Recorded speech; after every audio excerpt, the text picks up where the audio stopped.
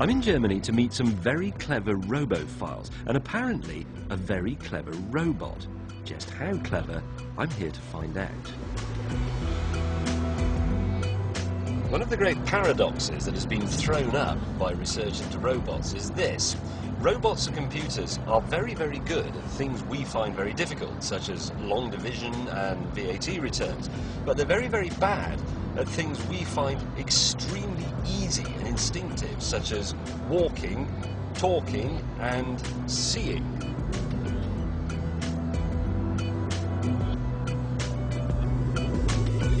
We tend not to think of seeing as a form of intelligence, but it most definitely is. It's not a simple matter of light going into your eyeballs. You also need your brain to process all the information so you know what things are, how far away they are, all that sort of thing. And we tend to forget that as children, human beings learn to see. And similarly, robots, such as my old mate ASIMO here, must learn to see as well.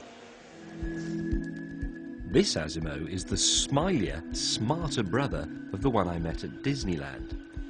It looks at the world through two camera eyes. We interpret these images as a man waving, but to begin with, ASIMO can't interpret anything at all. Professor Kerner here may as well be a psychedelic swirl of digital rubbish. So, Professor, ASIMO is just an uncomprehending box of electronics. So how do you make him look and learn? Well, we start teaching ASIMO to see just the way a baby starts to explore the world. So if you put an object close to the baby in its reaching distance, the baby immediately attends to, tries to fixate it or to grasp it.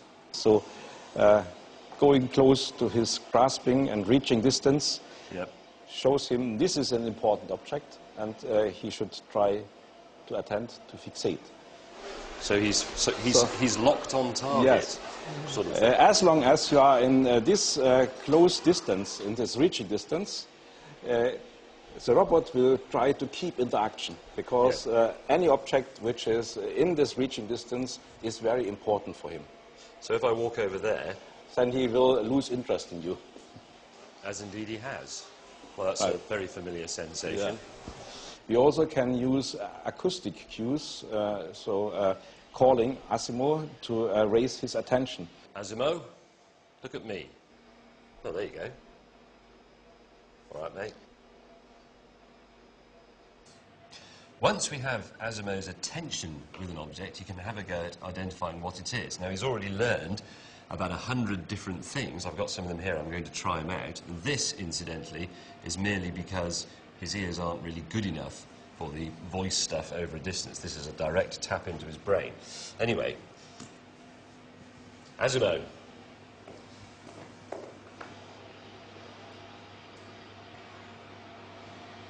Toy duck. Yes, that is correct. It is a toy duck. Next, I want ASIMO to learn something new. So I've brought along two objects for him to identify. One is his grandpa from the 1950s, and the other is a Mini Cooper, the British one. So, he's never seen these before. He's learning these from scratch. So let's see what he makes of this. ASIMO.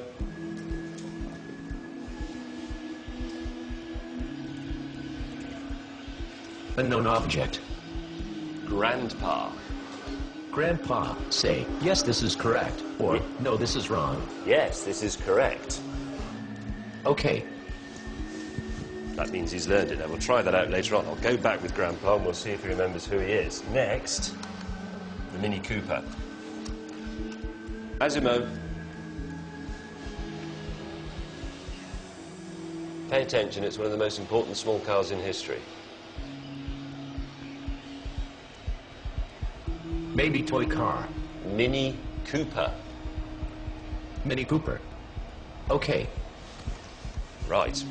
Now let us see if the lad can remember Grandpa. ASIMO.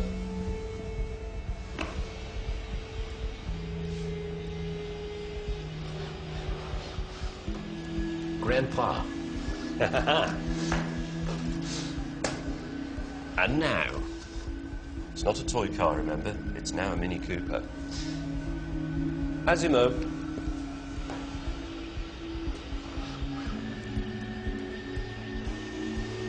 Mini Cooper. Precocious little brat, isn't he? Good. But what Asimo was about to do next was the really clever stuff. First, Dr. Gurik taught him to recognize an ordinary chair. Learn what this flat thing is. But this time, Asimo is not just learning the shape, it's looking at certain generic properties. The chair's flat, a certain height off the floor, and so on. And once Asimo's got it, here's to nod. We then showed it an office stool. Now we can see it's a type of chair. But it's nothing like the shape of the first one. So, will Asimo recognize it as a chair? So he's nodding, saying yes, he recognizes that as a chair. Yeah. And just to make sure it wasn't cheating, I got them to show it a table and ask if that was a chair. It's not fooled. You saw? Yeah. Shaking. That's very good. Hold on a minute. What you've just seen is a machine making a judgment. Asimo's identified an object it's never seen before by recognizing its features and working out that these qualify it as a chair. This is an interpretative skill at a very, very basic level, but it is that rather than mere recognition. It's not shapes in slots again, it's a bit of thought. Yes, so it's basically towards some understanding of the concept of the meaning of things rather than just their appearance. Right, so is this the beginnings of genuine intelligence rather than simply programming? We are targeting for this, yes. How long until he takes over the world? I don't think this will happen soon. I'm not so sure. I thought this was a pretty impressive glimpse of artificial intelligence, and the potential is mind-bending. If you can program a machine to think for itself, could you ever program a machine to have imagination like we do? In my opinion, there is a good way of putting this to the test.